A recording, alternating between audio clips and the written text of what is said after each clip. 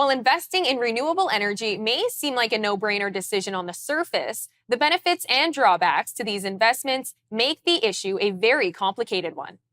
According to the CEO of Sustainable Capital Advisors, renewable energy investments have enjoyed increasing popularity in recent years, in part because finance professionals overall have developed a stronger understanding of the sector. However, investors may be faced with institutional barriers to entry to investing in such projects.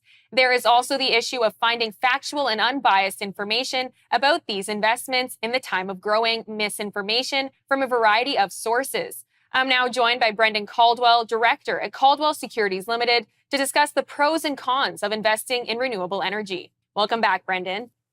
Thank you. I'm worried that my opinion, which may be somewhat different than the norm, may be construed as misinformation, but we'll see how we go. Now, why is renewable energy investment becoming more significant in today's business landscape?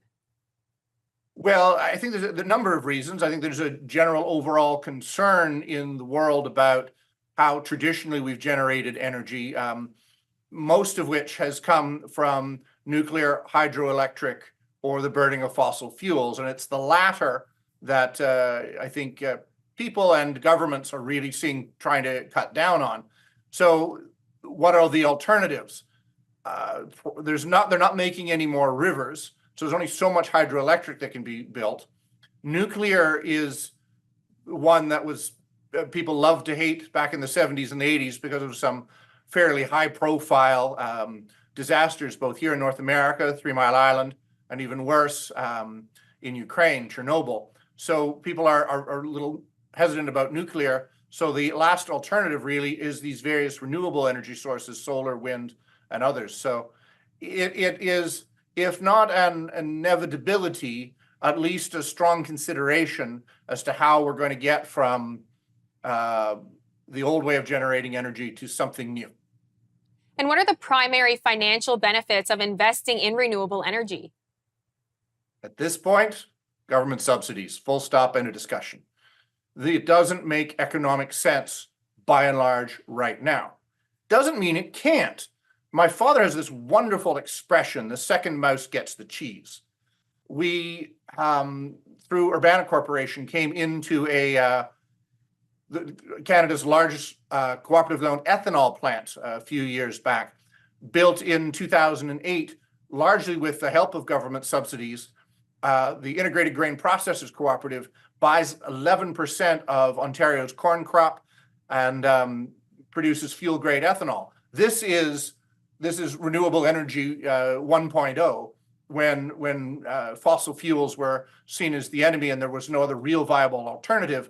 Making one's own carbon-based fuels, fuel-grade ethanol, was seen as a solution.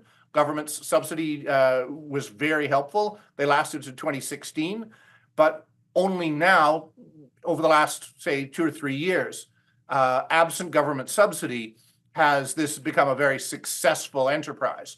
So I think what people are having a difficulty with is the government does subsidize these things, and there is a real danger with governments picking winners and losers.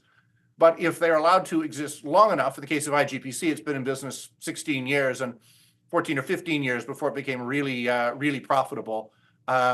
It does take a while for a new industry to get going. So coming in early on, it's very likely to be a struggle before any industry, renewables included, becomes self-sustaining.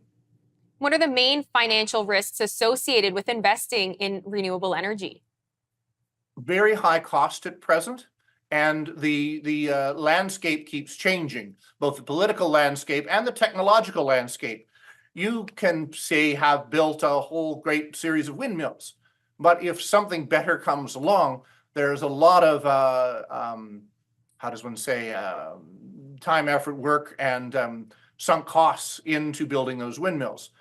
So too with the ethanol plant, used my earlier example, awful lot of sunk costs, and it actually, ironically, took the de-emphasis and the de-investment in fossil fuels and even in ethanol to help make it profitable, because with the absence of new supply, the supply that exists becomes more valuable.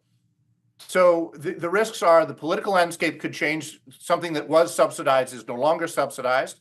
That can either because new technology comes along or new government comes along, or the technology itself just moves past it. As I said, renewable fuels is like ethanol, fuel grade ethanol is renewable energy 1.0.